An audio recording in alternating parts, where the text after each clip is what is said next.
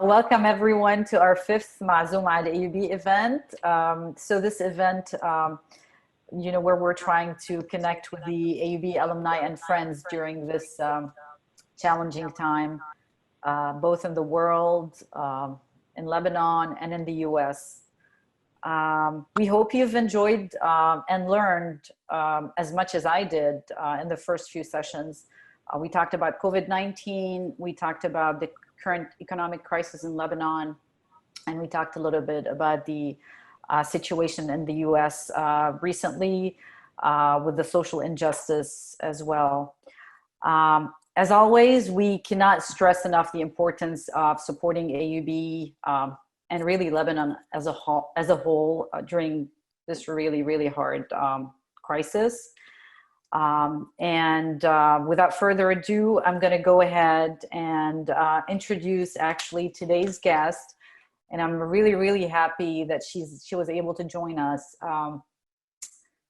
Her name is Hala Labibidi Buck, which I'm sure a lot of you already know her in the DC area at least. We had the pleasure of hosting her during an event of her book signing, which we hosted at our president's, the DC alumni chapter's president, Mustafa Al-Amin, actually his house in Potomac back in December of last year. And Hala discussed and signed her book titled Bridge Between Worlds, a Lebanese Arab American woman's journey. So Hala is actually a licensed clinical counselor.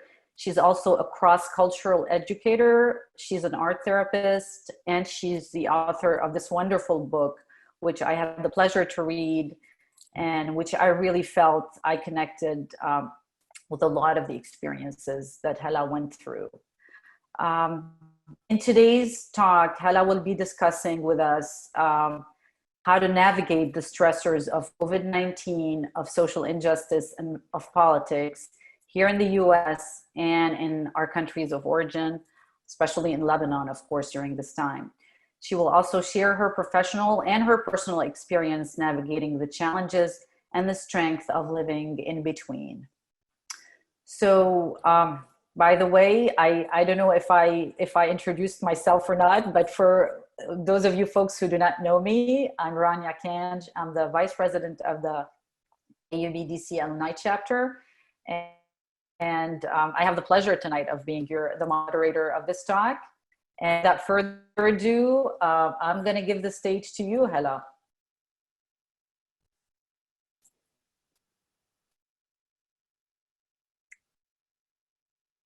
Hala, are you still there? Yeah, I was muted for some reason. I don't know why. Okay, here we are. Okay. Thanks so much, Rania, and thanks Mustafa and Justin for making this happen. I think it's a really important topic that not just us here, but everywhere in the world we're really dealing with. So to start with, let me explain a little bit about living in between. I think most of you probably can understand that when you have a mixed identity, whether you're an immigrant or first, second, or third generation, you are here and you are also back in the country of origin in lots of ways. It's like we can't, I don't know, for me, I'll talk for myself, that we can't, it's hard for us to feel like we belong in one place 100% and back home 100%. Some of you may find that not true for you, and that's fine. But when you are mixed in that identity and you're in between, I call it being a human bridge. That's the whole theme of my book. And so I thought it's like having a double whammy. We're navigating not only the pandemic here, the economy, the politics, social justice here, but also back home, because we know as we are in touch with our families that they're having a hard time. In Lebanon, especially, as you know, the economical situation is horrific, and we've had good sessions on that. So we straddle both worlds, and it makes it even more stressful to have stressors in two places that we're trying to sort of to deal with. And also, I think we, you know, if you're an Arab American or a Latina or Mediterranean in some sort, we come from communitarian cultures who like really close physical contact. We like to hug, and we like to, you know, we're touchy-feely people, and it's hard in this lockdown not to have that, even with your kids, even if they live in another state. And so all these things, I think, make it a little different, maybe a little tougher to navigate all this and feel a little overwhelmed. Plus the unknown. I mean, we don't know when this is going to end. It's not like, oh, well, for 3-4 months I can handle it.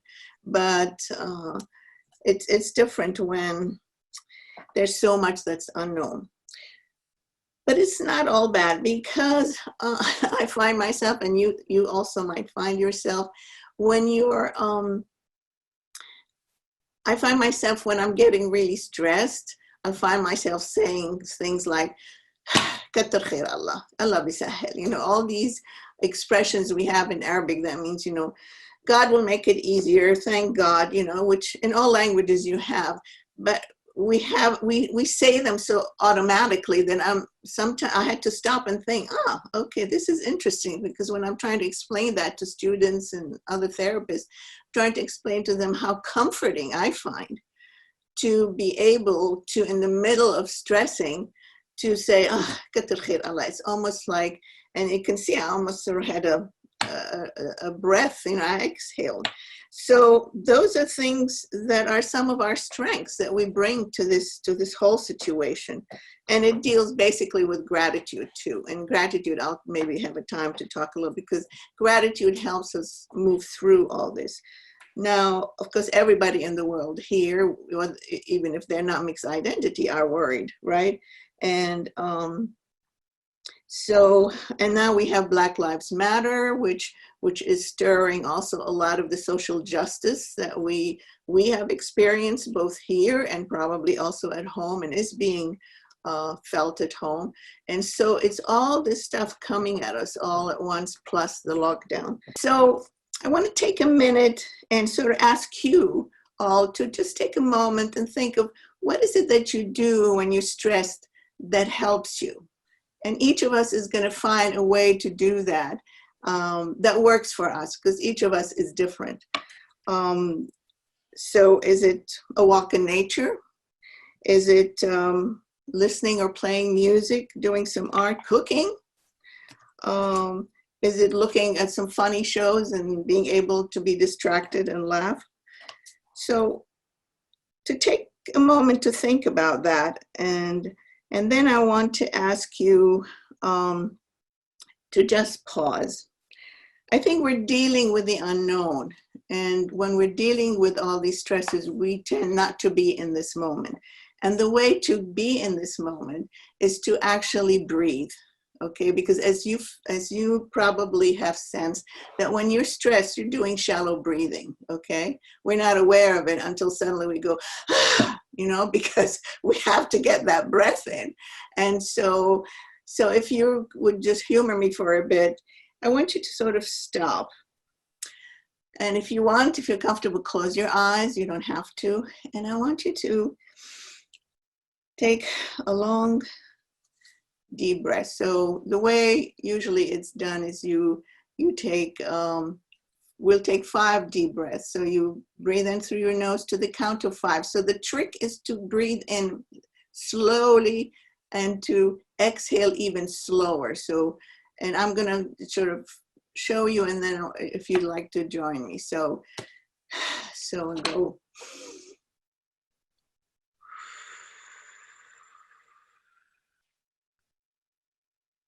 So try it for yourself.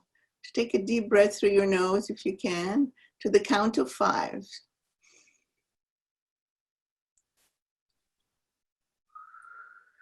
And as you exhale, also to the count of 5. What calms the nervous system is really the exhale.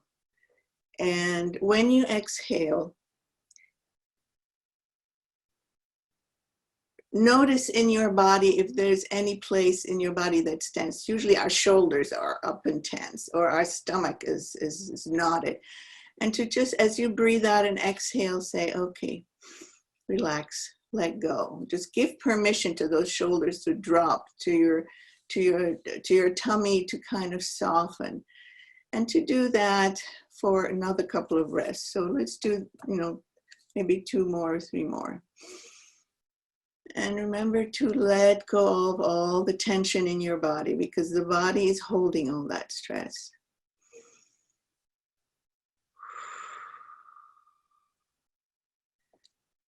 And see if you notice if anything is just softening, because a lot of times we think stress and everything is just in our head, but actually our body is holding it. So it's important to do that. And throughout the day, whenever you find yourself too stressed, just stop, pause, and do this breath exercise. And I'll give you a resource at the end that you can do that even better. The other thing I find helps people from a therapist's point of view, and also from my own experience, is to journal.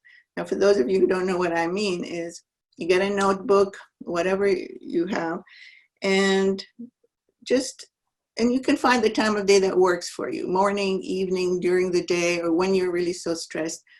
Sit down and just write. And don't judge, don't worry about what you're writing. Just, it's free writing, just let it flow. And that is also extremely helpful in de-stressing, but also to give you a sense of understanding what's going on for you. Because when you put it out of yourself onto a piece of paper, there's a chance for you to understand, oh, that's what's going on. Actually, that's what happened for me writing my book. Over 14 years of journaling and writing, I hadn't intended to publish the book. I realized how healing it had been just to be able to write my story. Which brings me to another thing.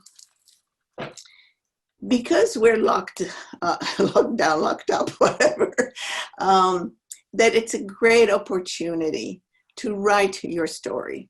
You don't have to publish it, but think of your children and grandchildren. It's a legacy. It's a great gift for them, because your story is part of their story. And I know that as a therapist working with people, that when people are missing that piece of the puzzle of their parents, grandparents, and ancestors' story, it's like they can't fully understand their own life. And so it's really important for you to do that. And you'll find as you start writing, you think, oh, I can't remember anything. What is she saying, And people tell me, how did you remember? How could you remember all these things you wrote? And I say, well, I didn't start off remembering them. But the more I wrote, the more these memories came up and these stories. And it helped me understand myself. And so that's another thing, to take advantage of this time when we're at home. We're not rushing around and, commuting to work and being, bombarded by stuff. It's a great time to be able to do this. So that's another resource to be able to do that. And you might find that it's really a wonderful way. Also, you're Zooming probably with your family, your children, grandchildren. Start telling them little stories. You know how sometimes when you're with family, even on Zoom, I think, you start talking about things that you wouldn't have sat down and said, no, I'm going to tell you the story of my life. No, they just come out. And so let them come out. Don't, to say, oh, I remember, that blah, blah, blah, blah, and you tell the story. And it's really a great gift. It's a great, great gift for them.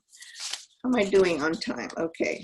Now, if you're working from home and you're not used to it, that's, then you have to learn how to set boundaries. And I want to talk a little bit about setting boundaries. With your partner, with your husband, partner, and kids, it's okay to set boundaries with love, okay? And what do I mean by that? Okay, I find myself now, I've been married 51 years to Steve, and I'm still learning how to set boundaries and say, okay, I need time out. I need time for myself, some space for myself, especially when you're all in the house together, right? And if you're living in a small apartment, it's really hard. So to give yourself permission and do it in a way that's caring and saying, okay, I need whatever, 15 minutes, 20. You don't even have to say how much. I just need some time out for myself. It's also a great gift for your kids to teach them that it's okay as they grow up to be able to take care of themselves. And especially as women, and I don't know if many of you here will identify with that, but as women, especially in our culture, we are raised to take care of everybody else, right? But in general, women in general have been historically, it may be changing now, but at least from my growing up days. And it's hard for us to say, okay, I need time to take care of myself. But this is a gift. And it's also a way so you don't get stressed out and then you're angry and you're shouting at the kids and you're fighting with your husband. It'll happen. I'm not saying it's going to be perfect, but at least to give yourself that permission. And and sometimes if you just feel like you're really closed in, I use the timeout sign, actually doing this gesture when somebody else is going on and on and on and on. It's like they have to stop because they see something. And we all know this sports thing of, stop, right? And it helps me realize I need to stop, right? And so these are things, so you're modeling for the kids about boundaries and with the kids negotiate time, screen time, but also model it. So if you say you can't watch any more screen, but you're sitting on your computer for 3 hours, you're not modeling what you're preaching. So that's important. And enlist kids' ideas about how to deal with things. What makes you feel better, I don't know if you saw the kids post in the Washington Post where this Norwegian Children's Museum asked kids to do drawings about Corona. And it was amazing, the artistry and what I find, because I'm an art therapist, so I'm biased about art, is it's even more powerful in relieving these feelings because you're putting it out on paper and naming the feeling. This is anger, this is sadness, this is whatever.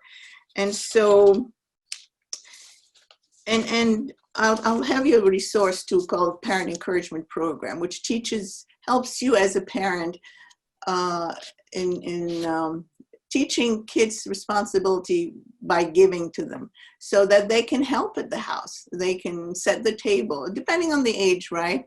I won't take time to that because you can go on their line. They have wonderful things on the web, especially in these times. So they're focusing on that. So that's really, really wonderful.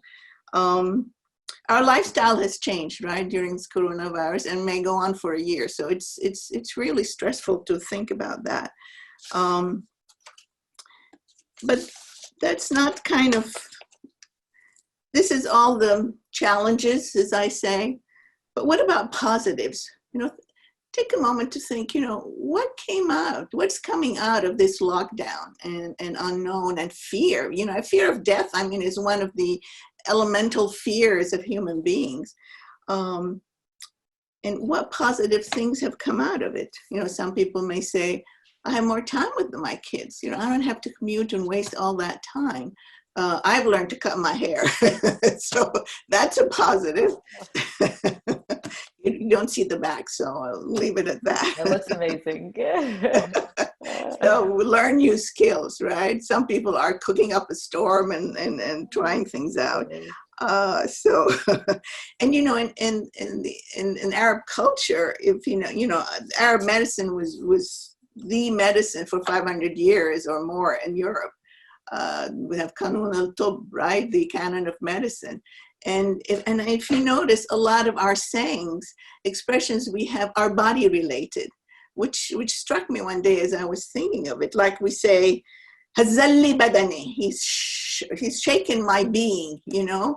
Talali rohi, he's made my spirit leap. It's very body-mind connected, which is really what the new medicine, integrative medicine, is looking at. It's not just in our head. Our body talks with our thoughts. And so it's, neuroscience has really proven now, the research has proven that our brains are actually wired to connect. We are social beings. We need to connect with other people, which is why it's so hard for us. I mean, it's wonderful having Zoom, and we're getting Zoom fatigue from trying to connect on Zoom. It's not the same as face-to-face. That's why I needed to see face, because the body language, right? The facial expressions. I find for myself was so frustrating when, you know, we go walking in the neighborhood, we all have masks, and I smile a lot, I guess. And I find it frustrating that I can't see their facial expression, and they can't see that I'm smiling when I say hello. And it's really, I realize how important it is to be able to have this body language, this facial expression as human being to human being. So those are the things that, you know, I've been thinking about. And one thing also that I found helps in going back to writing a story or telling your stories is if you have albums, get them out, you know, get them out and go through them. And you can show them on the, you know, FaceTime or Zoom to your kids and grandkids and say, see, this is Teta and she blah, blah, blah, you know. And it's a wonderful way to connect and to connect across the generations, because that's another thing. If you're lucky to have, you know, your parents or your sister or your children who are staying with you right now, it's great. But for a lot of us, we're on our own. And it's really hard, I find, to not be able to have that connection we're so used to. So what about then also, you know, social justice, what's happening, you know, the Black Lives Matter, what we saw in the protests and what's happening politically, what can I say, here and back home, is you feel helpless. You know, one feels helpless, and nobody wants to feel helpless. And so to do what feels right for you in making, you know, whether you contribute online to some something that you feel is doing some good work.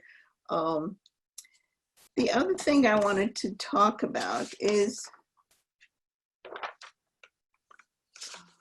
how important creativity is, in the sense that people say, well, I'm not an artist. And I said, you don't need to be an artist. Everybody is creative. Human nature is such that creativity is our birthright. And so, and I ask people, I said, so what do you do when you lose track of time? And they say, oh, well, actually, you know, when I'm cooking. And I say, okay, that's where your creativity is. When you're in a creative mode, you're in the flow. And you may want to try something new that you feel is something that you've always wanted to do. So this is another thing that you can sort of take advantage. So to look at what it is about this lockdown that gives you an opening for something that you would like to add in your life. So how are we doing on time, Rania? You're good. So I was just about 10 minutes. You're good. All right. So in my book, what I talk about is understanding how when you live in between, there are challenges. And we've talked about the challenges, is you never know when you're 100% anywhere. But there are also great gifts and responsibility, because being a human bridge, which I sort of found out by the drawings, because I'm an artist too, in my paintings of bridges, I realized, hey, you know, people like us are human bridges. And what do bridges do? They try to connect, they try to straddle. And so art and creativity is a great way to find that. And also to realize that our history, you know, back in our country of origin, and our ancestral intergenerational stories are also important to bring to. So it's, and we have, you know, I don't know how many of you are still lucky to have your teta and juddo to ask them for their stories. And these days with your iPhone, you can you know, tape it on your Zoom, because once our loved ones are gone, those stories are gone with them. And I have, you know, I wish I had asked my father for his story. Luckily, our daughter Layla did that for my mom, and she recorded it. And of course, her plays are all about that. So those are things that are really, really important to remember to do. And also, you know, forgive yourself for things that you have intended to do. Like I know, I thought, oh, I have all this time now. I'll go through all my junk in the basement, get rid of it. I'll learn Spanish. I'll do this. I'll do that. I haven't done any of this. And so to forgive yourself, you know, and think, okay, I may have not done that, but I've done this and this and that. So to be kind to yourself, because we tend to be the hardest on ourselves, right? And as I said, to sort of look at what positives have come out during this lockdown and with everything going on. And the social justice, I want to read something that Amin Maalouf, I quote in my book. Let's see, I need my glasses, sorry guys. And that, I think, is what I'm talking about, that what resonates for us across oceans and continents. He says, a person's identity is not an assemblage of separate affiliations, nor a kind of loose patchwork. It's like a pattern drawn on a tightly stretched parchment. Touch just one part of it, just one allegiance, and the whole person will react. The whole drum will sound. And I think that's what's happening with all the social injustice that is cropping up here and back home and everywhere, because no culture is exempt from what is called implicit bias, that is unconscious bias. As human beings, we automatically have some bias and we're not consciously aware of it. It's not like we're bad people. It's, and you can take, I didn't put it on the resources, but I'll read it to you. There's a Harvard test that you can take to realize, you know, that we're all biased. And we've all tasted the, the result of bias for our culture, for our religions. And so, and that adds really to the feelings that are coming up, whether it's anger, sadness, and also feelings or emotions are just, if you look at the word emotions, it's E and then motion, because emotions are just energy in motion. And that's why it's really important to tune into yourself, like we did at the beginning, to pause, to stop, to take a couple of deep, long breaths, and to notice where your body is holding that tension and to give it permission to release. Because emotions will move unless you're focused on them. Oh, I'm so angry, you know, and then it gets bigger and bigger and bigger and bigger. But when you say, oh, interesting, I'm angry. Okay, so I'm gonna do that, or I'm gonna go walk, or I'm gonna run up and down the stairs, or whatever you can do. So these are ways I hope you will find will help you deal with everything we're dealing with right now. So I'm going to stop here, and I think Rania is going to open up to questions and comments. I would love to hear from you. So Rania, I hand it over to you. Thank you so much, Hala. This was very, very interesting. So I have a few questions of my own, but I guess I'll start. I'll start with a comment. Thanks for the shout out for PEP, which is the Can Parent you let me Encouragement do something? Program. Sit down. Sorry, go ahead. No problem. So Mustafa Al-Amin is asking, will social life change after COVID? What do you, so he has three, I guess, three questions. Would you like me to just read them and then you can kind of Yeah, let answer? me take notes so I can remember Okay. what his questions are. Hold on.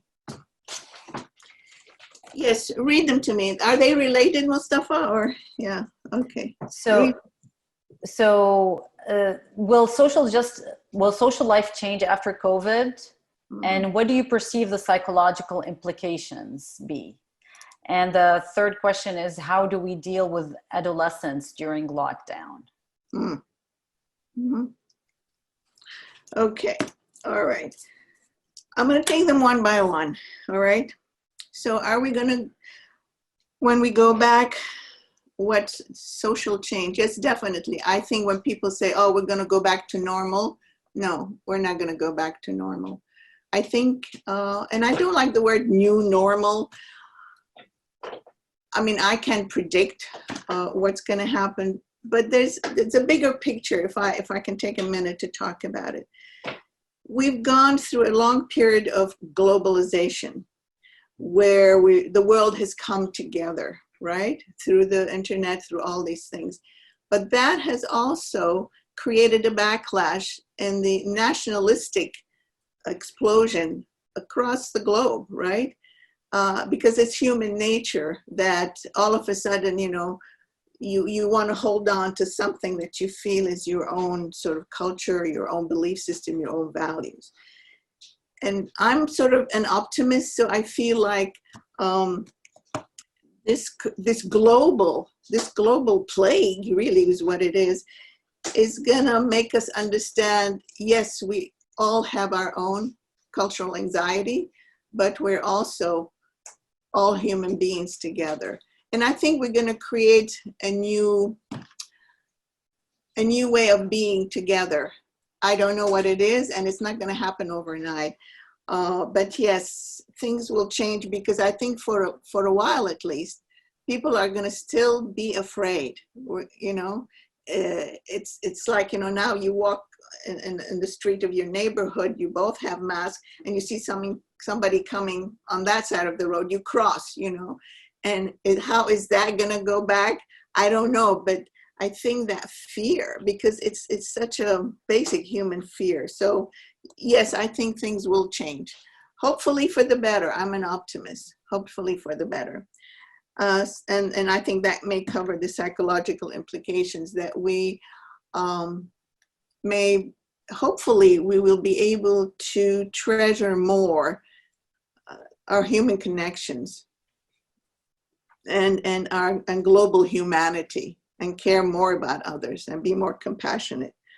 And how to deal with adolescence, that's another long talk. But in the resources, the Parent Encouragement Program will address that. I know it's hard with children, you know, being cooped up too. So I will let you go to the Parent Encouragement site, and I think you'll find answers there. So I hope that helps, Mustafa. Thank you, Hala. So my question to you, the first one, at least if I may ask a couple, you mentioned the flow. You know, when we were creating, we're in, I guess, in a state that some folks refer to as flow. Can you elaborate a little bit more on that? Have you ever done anything? Is there something you do in life where you feel you lost track of time? Yeah, I've been there. Yeah, I didn't realize I was, yeah. So whatever, that's the flow.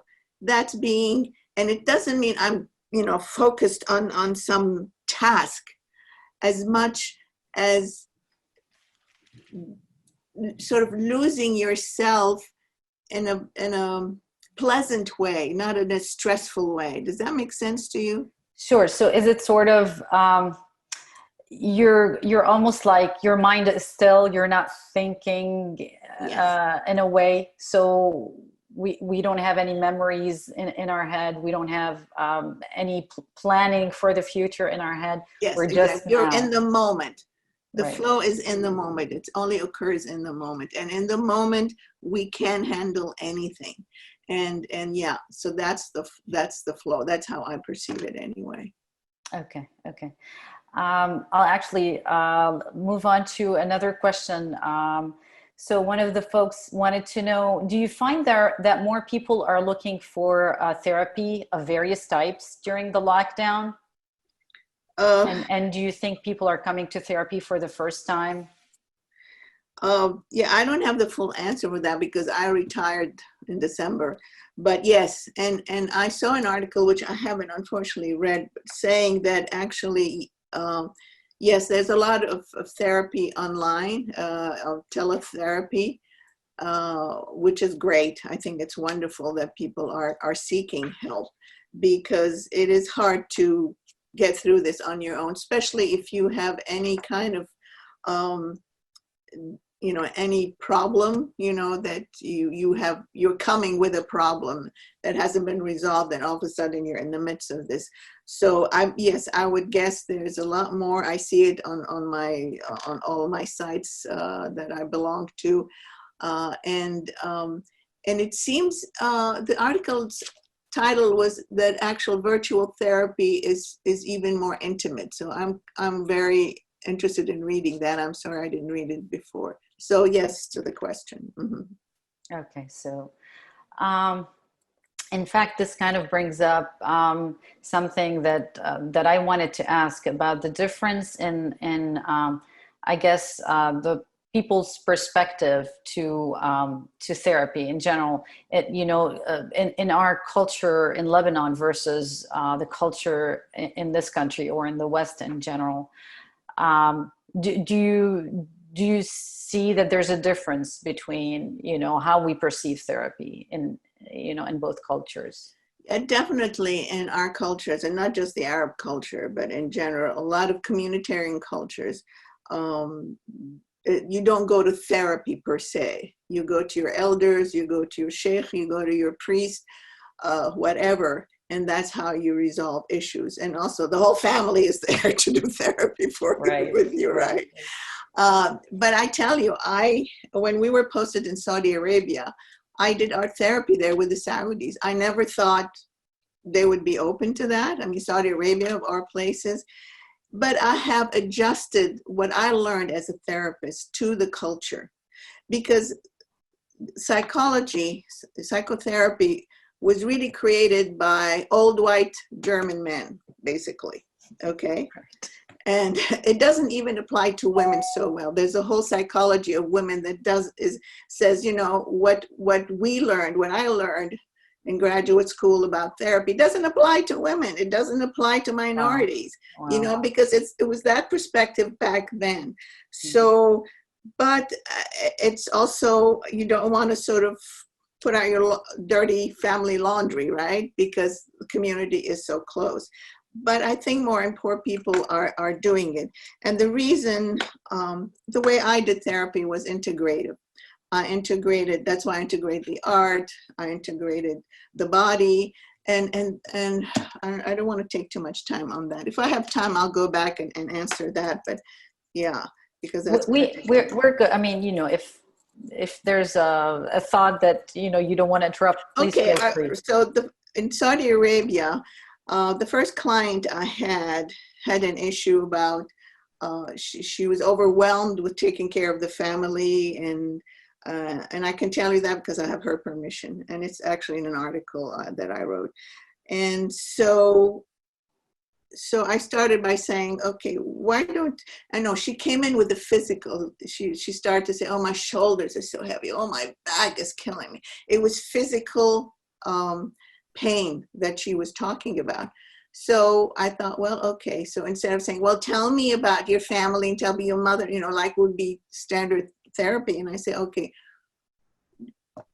here's some, markers or something. Why don't you draw what your shoulders feel like and your back? And she drew this very simple picture of a black person with this huge black ball on top of her head.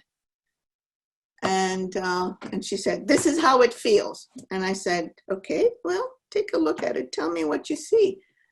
And she looked at it and she said, "Oh my God." She said, "No wonder my shoulders and back hurt. I'm carrying all this stuff." And I said, "Oh yeah, that's really, really hard. So what can you do about it?" And I said, "Draw another picture. See if there's anything that you can do about it to help make it better." The next drawing she had, I wish I had it here to show it to you. She drew her figure, not in black anymore. And then she had these multicolored little balls or rocks or whatever, somewhere on the ground. And she had one in each. And she said, "You know what? I don't have to carry all of this in one. I can pick up one at a time and deal with it." And that was all. Her back, her shoulders all sort of got better. And I thought, my God, the body is speaking.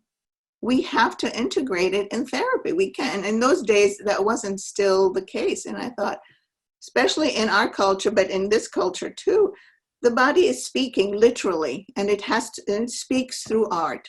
You know, it can speak, and physical symptoms. So that's how, and that really worked for me, not just in Saudi Arabia, but it worked beautifully here too. So, and now everybody's doing that. So. Wow. So this kind of got me to thinking, so the big weight versus the small little weights on the ground. And colored, they weren't black like right, that. Big thing. Right. So does it kind of mean that it's our perception of what we're going through that makes it worse sometimes? It is definitely. If we look at it in a different way, in another, I guess, asking the question in a different way. Yeah, what I trust, and I tell my clients that, I trust that our body's wisdom and our inner wisdom knows what needs to happen. And my job is to guide them to that. It's not by telling them, this is what you have to do to feel better. No, it is within them. I really believe that. That's inner wisdom. And it's in all cultures, you know, and the body's wisdom. And that works beautifully. I can't tell you how wonderful it is. Wow. That's amazing. And one other thing that you mentioned in your talk, Hala, that I thought was interesting, you know how you mentioned in our culture, we say, Nashkur Allah, you know, expressions that, you know, just of gratitude. You mentioned the gratitude. How do you think that actually relieves our stress in a way, just by saying that, or you know, saying it? Well, you tell me, when you say it, are you aware that you're sort of in a way handing over the worry, the stress, rather than carrying it all within you? Do you find yourself taking a breath? Notice next time. Maybe, yeah. Notice next time and say, let me see. Hala said to notice, so notice. Yeah, because, and I guess another way to think of it, just a thought, obviously it's, you know, it's not coming from any, you know, you have a lot of experience, and hopefully you can give me feedback on it. But is it that our complaints sometimes, I mean, this is kind of a follow-up also on how we perceive things. You know, the more we complain, the worse actually it makes us feel. And the more gratitude we feel, the kind of, you know, the less the problem seems. Gratitude, yeah, it takes you out a little bit from focusing so much on the problem, right? And it makes you realize that there's something beyond you. And that is the difference in our communitarian culture versus the individualistic culture in the US. And that's another sort of talk. But so we believe more that there is, I don't know if it's destiny or fate. You know, we talk about fate, right? People don't talk about fate in individualistic cultures. It's, you know, I have to make sure this happens. And so when we're living between cultures, we take on that sometimes. But, and complaining, you know, is feeling sorry for ourselves, right? In a way, and feeling helpless. Right. So what can we do to go from helplessness to feeling like, okay, what can I do? But if you don't stop and ground yourself really physically and do the journaling, do whatever you need to put it out there, then the answers will come. Okay. And so that would be my answer. Right. And you actually shared with us some really interesting resources. I don't know if you'd like to kind of share with folks a little bit, the different resources and. Right. Now, are there any more questions, or are they? I that's what I see so far. So maybe we can talk about the resources, and then we'll even open it to, since we still have, just a few minutes, maybe 7-8 minutes, after you talk about the resources. Okay. If anybody would like to ask any last questions, we'd welcome any. So in terms of the breathing and if you do any meditation or mindfulness, Tara Brach, which is on the top there, is a psychotherapist and a meditation teacher and an author. She is absolutely amazing. And what I love about her is she's very down to earth. It's not, we're up there, woo-woo, in Buddhist land. And it's not religious, obviously. She has a free podcast that you can listen to with all sorts of subject. And of course, she's doing a lot of stuff now focusing on the COVID period and what's happening for us. I would definitely recommend you to go to that side. The other thing that have helped me a lot is energy medicine, and especially Donna Eden's energy medicine. And again, she has some free webinars and stuff. So if you go on those websites, you can see things. And that it's body energy medicine is the rage now. And I can tell you, because I was very sick with Lyme disease and Nile virus, and I was almost crippled by them. And it's those two things that have helped me really regain my health. And so it's really important. And Mustafa, the PEP one is definitely for you too, but this for anybody with children. We Parent Encouragement Program is in Kensington, Maryland, and they have everything also on the website. And they keep sending me stuff. So you will find a lot of answers. Now, PEP is, when Layla was 6 years old, I decided to go and, no, it was before that. Yeah, I decided to go and take one of their first classes. And it was like, I can't tell you what, because it helps you understand yourself as a parent and how you behave and how your parenting is causing the exact opposite of what you want.